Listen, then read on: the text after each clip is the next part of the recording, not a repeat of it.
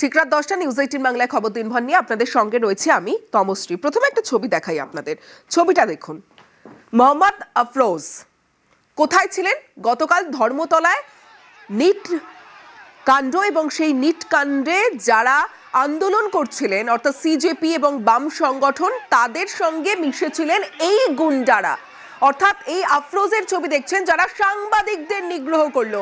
গতকাল এই ছবি আমরা দেখলাম এবং আজ গ্রেফতার 24 ঘন্টার মধ্যেই অ্যাকশন। কাল গুন্ডামি, আজ গ্রেফতার। অন্ডাল থেকে গ্রেফতার করা হয়েছে তৃণমূল ঘনিষ্ঠ এই মোহাম্মদ আফরোজকে।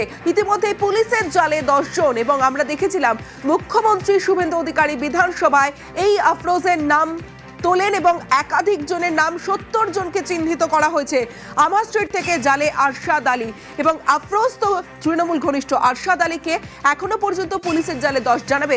অমিত রয়েছে আমার সঙ্গে। অমিত, তার মানে এটা প্রমাণিত যে গতকাল যে ছবি আমরা দেখেছিলাম আন্দোলনের নামে গুন্ডামি এবং যেখানে একাধিক সংবাদ মাধ্যমের সাংবাদিকরা, ভিডিও জার্নালিস্ট যারা ছিলেন তারা আহত হয়েছেন, তাদের নিগ্রহ করা হয়েছে। তারপরে আমরা প্রশ্ন তুলেছিলাম কারা এরা এবং সেখানেই দেখা যাচ্ছে মোহাম্মদ আফরোজ গুন্ডামি করেছে, রীতিমতো গুন্ডামি চলেছে আন্দোলনের নামে, যেখানে আরশাদ আলী তাকেও গ্রেফতার করা হয়েছে।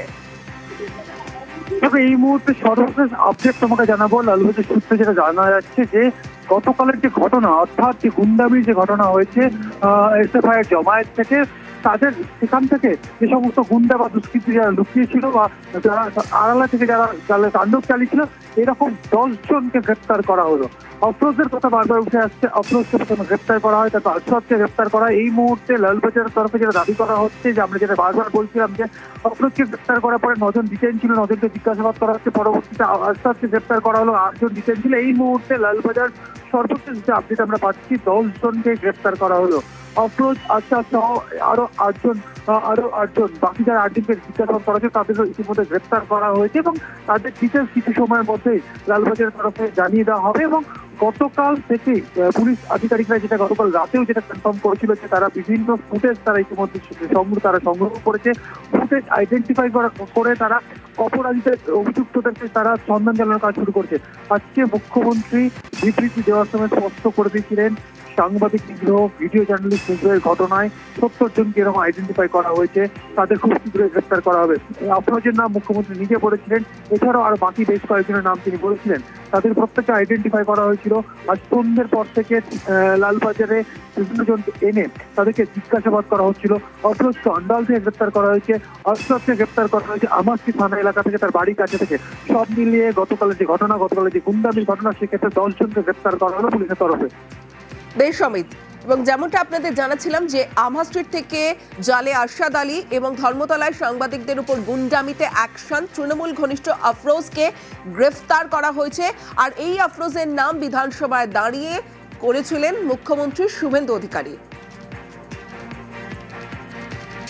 ইতিমধ্যে সাংবাদিক বন্ধুদের কাছ থেকে আমরা লিখিত অভিযোগ পেয়েছি। মোট 6টি মামলা রুজু করা হয়েছে। মোট 6 না, 7টি মামলা। এন্টালি থানাতেও একটি মামলা হয়েছে এবং এই মামলাগুলিতে এই বিধানসভা থেকে পাস হওয়া গুন্ডা দমন আইন যুক্ত করা হয়েছে